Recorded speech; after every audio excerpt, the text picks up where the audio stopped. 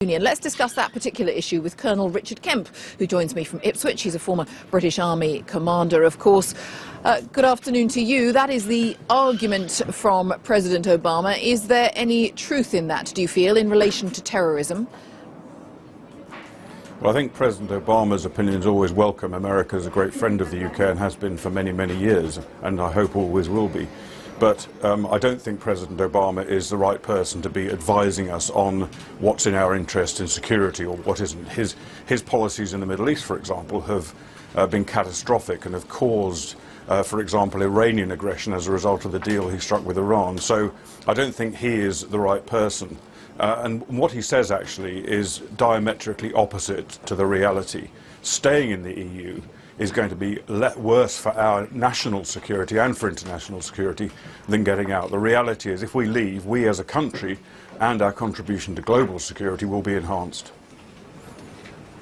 But isn't the key element to tackling terrorism, there are many strands of course, but the key element is intelligence sharing, isn't it? Now, shouldn't that and couldn't that go on irrespective of any situation? I mean, countries who feel vulnerable should be sharing intelligence all the time, shouldn't they?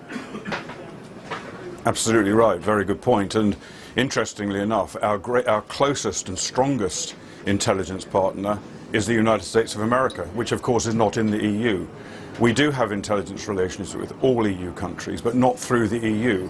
All intelligence relationships, because of the sensitivity of intelligence, the need to protect it, are bilateral, and in my view, always will be. There is some pooling of intelligence at EU, but it's low-level material which would go on anyway. But our bilateral relations with, for example, France, Germany, Belgium, other countries in the EU would not change if we left, whether we left or not. They've always been strong, they always will be. Well, so you think it would make no difference at all, that it wouldn't affect intelligence sharing, because one of the points, the broader points that President Obama is making is about influence. It's about Britain's place in the world, quite bluntly, and his point is that as a nation we stand taller, we have greater influence if we are within this grouping than if we are without.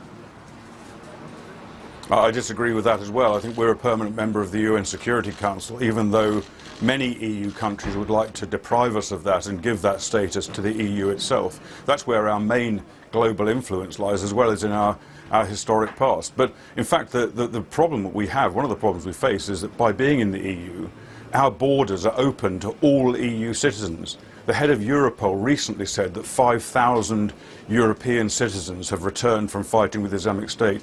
Now, with very few exceptions, all of those have a right to travel to and settle in the UK. We can't do anything about that. We've got our own problem with Islamic extremists who've come back from the US, from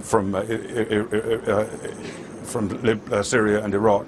But we don't have to accept the nearly 5,000 others from elsewhere in the EU. But while we're members of the EU, we do have to accept them. All right, Colonel Richard Kemp, thank you very much for your thoughts. Big Man Tyrone here. Make sure to subscribe to the Wicked Awesome Robin Hood UKIP YouTube website. He exposes the leftist crops on the British Brainwashing Corporation. Nice.